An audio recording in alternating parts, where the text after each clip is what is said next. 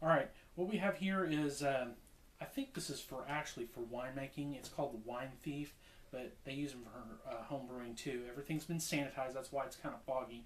And this is our hydrometer. This is what measures your beer, gravity of your beer. And I'll tell you why this is important later and how to read it. But what you want to do now is you want to take the specific gravity of your beer. That's the gravity just after you pitch the yeast.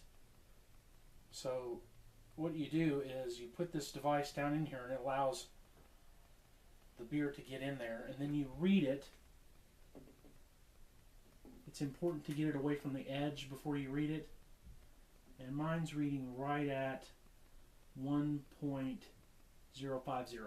So the other thing this does is it allows you to put the beer back in so you don't waste any, because otherwise you'd have to throw it out because you can't contaminate it and then stick it back in there. So after that, you have to take your sanitized cap, place it on the top. This needs to be airtight when you're done.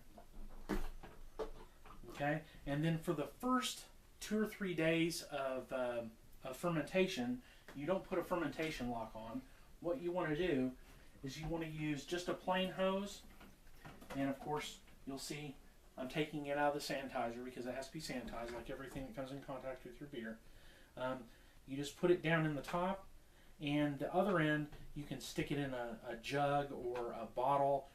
Most people use like a milk jug because as this is fermenting, the very first 2 or 3 days, it's very vigorous, and it will actually blow foam and resins and stuff out of your beer. That's kind of important because you don't want that in your beer. It can give it some off flavors and make it taste funny, and also a lot of times it'll make it a lot more bitter than what you want.